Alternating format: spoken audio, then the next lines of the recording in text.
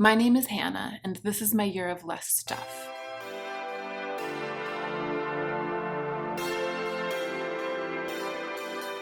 Hey y'all, hi. It is Friday, June 5th as I'm filming this, and I'm gonna try to get it up as swiftly as possible. This is my check-in video.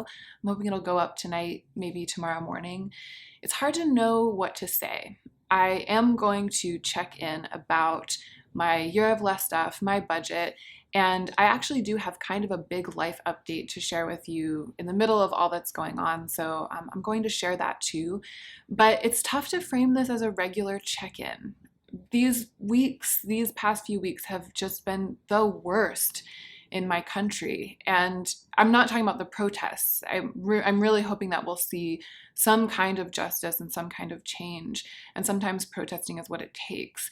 So that isn't what has made it the worst. It's just been the deplorable behavior of our leadership and seeing the racist infrastructure of my society double down on itself and try to make excuses for the mistreatment and the outright murder of Black people. It's just sickening to experience, and it's infuriating and demoralizing, and everything just feels like an open wound. Right now in downtown LA, we're under curfew and quarantine at the same time, and in the evenings our streets have been flooded with cop cars and our skies have been swarming with police helicopters. And I've just been spending a lot of time not just trying to imagine, but actually trying to feel how scary it must be for my Black neighbors to walk home from work after curfew, let alone to march in protest during this time. And with the additional threat of the coronavirus and the additional pain of knowing how disproportionately the virus has affected Black and brown communities, it's just too much. It's too much for people to have to bear. White people can't really know what it's like to be Black, but what we can do is to fight the temptation to compartmentalize, which is an option that we only have because we're white, and make this stuff our problem too. Racism in general, police brutality specifically, and also what I imagine is just the unbearable burden and stress of having to face all of it on a daily basis. I guess I feel like the full extent of human empathy should be the extent to which all Americans are in pain right now over the death of George Floyd and what it means. So all of what's going on for me personally right now, which is what I tend to talk about in my check-in, all of that is in the context of being recently reminded of how important that work is and my thinking about how it will affect my actions going forward. I'm not going to spend this whole video unpacking this aspect of this moment. I just can't stomach a check-in about my life that doesn't acknowledge the broader context. And this is also my life. I mean, this is part of what has been going on in my life and in my home, as well as out there. I will leave some resources down below. I do hope that you will click through and read. I think that as with every conflict that I've ever learned about, every multi-generational injustice in this world, the more I learn about it, the less capable I am of doing justice to its complexities with my own voice. But at the same time, silence on these matters isn't the answer either. So I'm up here doing my inherently inadequate best, at least what I hope is my best, and I also hope that my best will get better. If you are new to my channel, hello, I'm Hannah. I talk about beautiful things. I love them, but I also try mightily on my channel not to normalize overspending. In this video, I won't be talking very much, I don't think, about beauty and beauty products. I'm going to be checking in about the aforementioned life update and also about my attempt in the year of 2020 to end the year with less stuff than I started with. Let's go ahead and get into the meat of the video.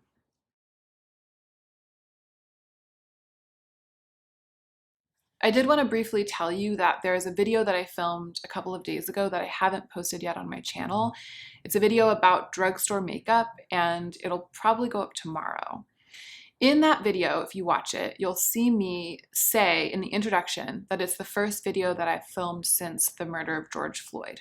I filmed it a couple days ago, and then I decided that I wanted to post my check-in before posting other videos. The introduction of that video is much briefer than the introduction of this video. I briefly implore white Americans to spend some time thinking about how we might carry the torch of this movement forward even after the urgency of the moment fades from social media.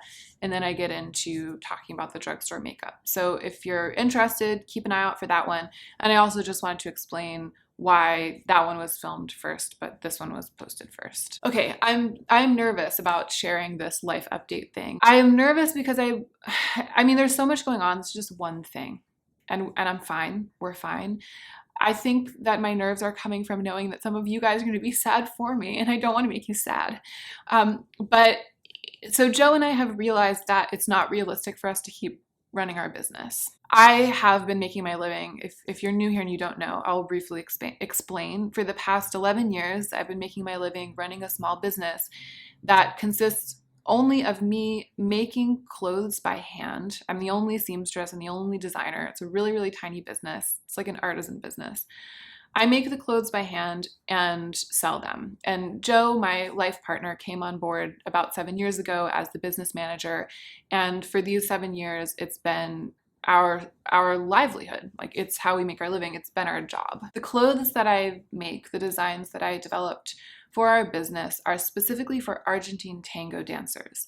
So Argentine tango is the original improvisational social form of the dance of tango. It developed in Argentina around the turn of the century. And then the ballroom dance that's called Argentine tango, which is a choreographed tango-inspired ballroom dance. That's not the same thing. And I've been dancing tango for I think 13 or 14 years at this point, and Joe has been dancing for almost 20 years, I would guess. Part of why I love Argentine tango is that it's so intimate. It's also very grungy and dank and kind of underground. The events are often in kind of sludgy spaces, and you sweat all over each other. You are very close to another person when you're dancing tango with that person. You essentially hug, and you stay in the hug, and then you walk, and usually you dance with another person for 15 straight minutes, 3 or 4 songs in a row, before either dancing with them for another set or moving on to another partner. So at a tango event, everybody's germs get all over each other. Like, it's just not something that we can even cautiously do. So tango itself, I mean, it's sort of like a whole separate issue. The tragedy of the way in which the tango community is having to just hold its breath for this time to be over and for us to be able to dance again. But as a consequence of that, the market for the kinds of clothes that we make is just not going to rebound until this pandemic is well and truly over.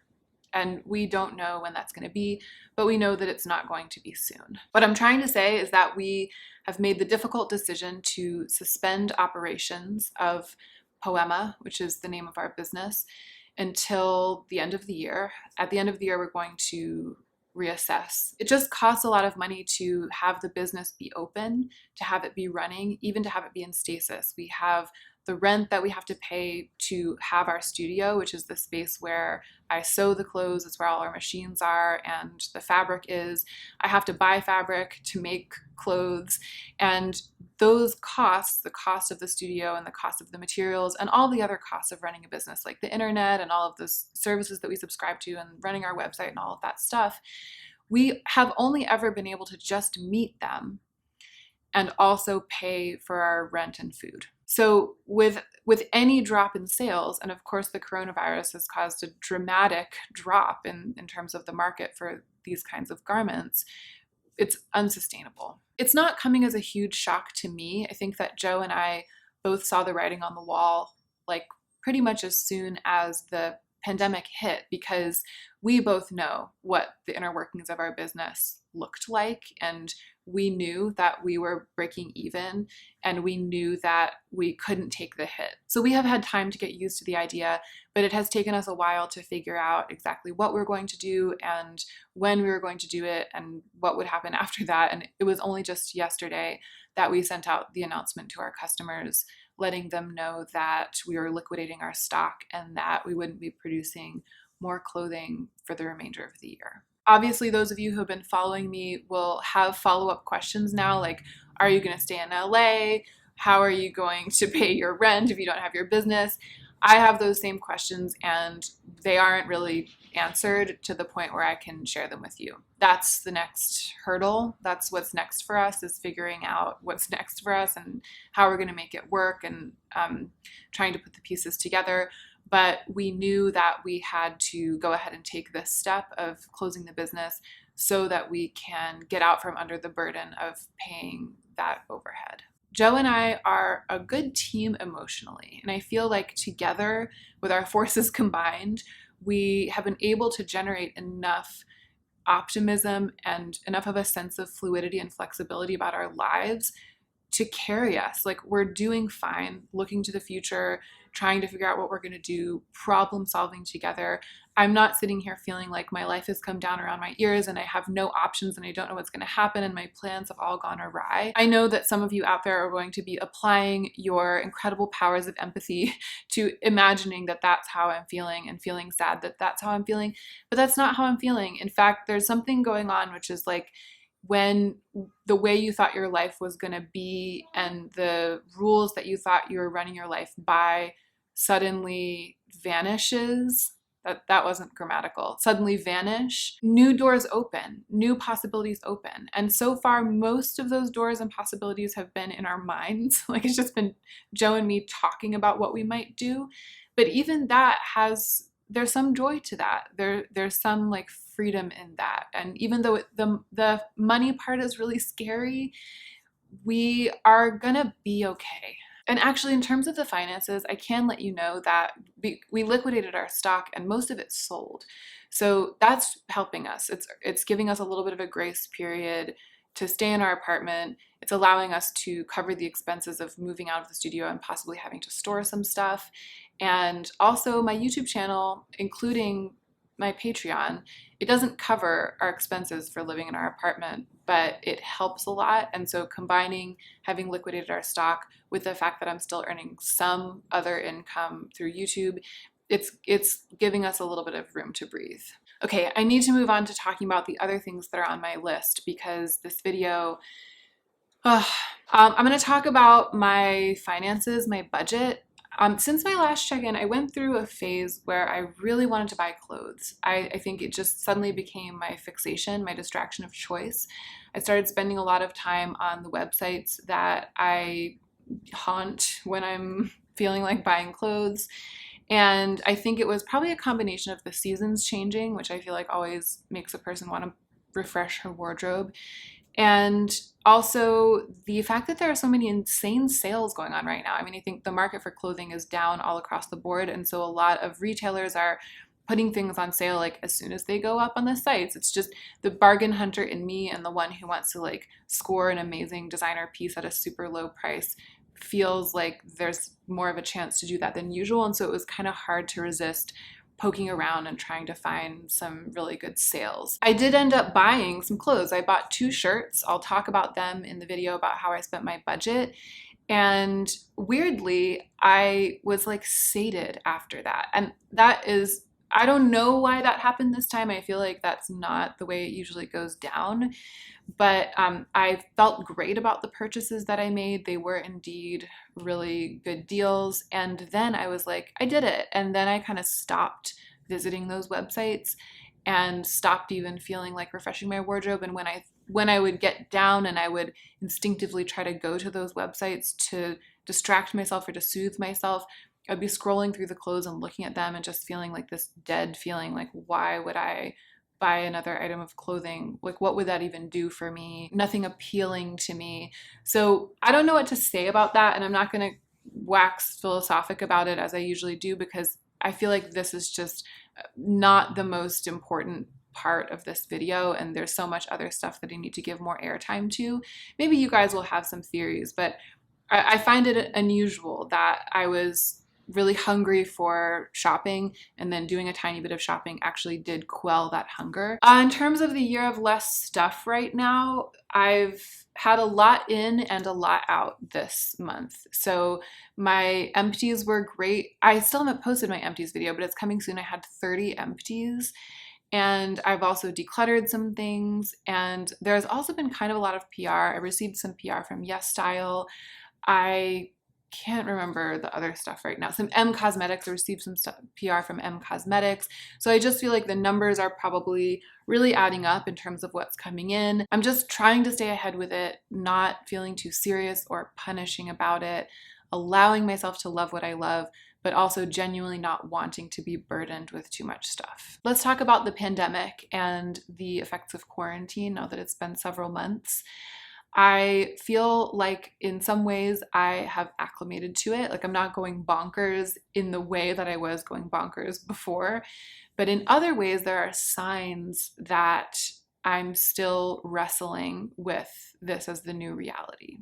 And I wonder if that's going on for any of you. Like things are coming up that aren't the same as the way that it was before in terms of the struggle to reckon with it. So I have this new irrational fear that something bad will happen to Sadie, my cat.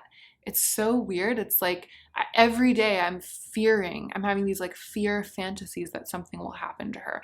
And I'm sure that she has just become, for this time being, in my mind and my psyche, the receptacle for like the representation of my anxieties. But it just didn't take that form before. And all of a sudden, unaccountably, it has. I'm experiencing a deep, like subterranean sadness about the fact that the summer camp that I attended as a child and that I worked at as an adolescent, and I worked there as a counselor in college, won't be having campers this summer. They can't operate through the summer for the first time in 72 years. I have also been listening to the music of my youth. I touched on this in another video, I think. The music that kind of makes me feel nostalgic, and it hurts, and I feel like something about this time is making me more available for that kind of nostalgic ache than I have been in years. I have been reading more books per week than I have read since I was in graduate school, maybe even more books per week than I read in graduate school. And the reading is making me think in this way that I feel like only books can. But it's a kind of thinking that is painful right now because of everything that's going on. But I'm like pushing into the books, and the books are pushing me into thinking. And I'm sad. I'm sad about the people who are dying. I'm sad about the entrenched racism in my country and how pathetic I am in the face of it.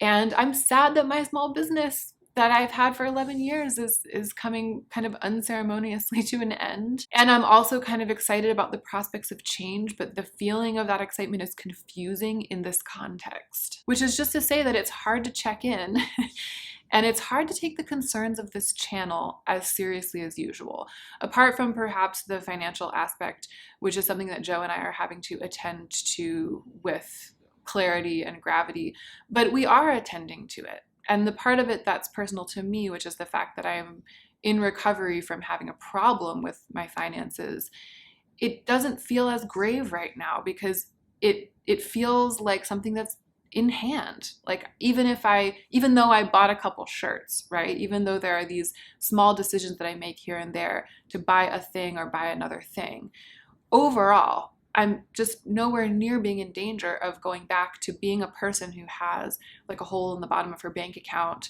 out of which all the money always drains. And then everything else, everything that I usually talk about on my channel. So wanting less stuff, trying to figure out how much of a minimalist I actually am, wanting to use what I have and use up what I have, rejecting the fantasy self, battling with my feelings about PR, all of that stuff it's not like it doesn't matter anymore. It's just that those matters have become such small matters in my life. They matter, but not enough to plague me. They matter, but not enough to make me want to spend energy on keeping myself on a really tight rein.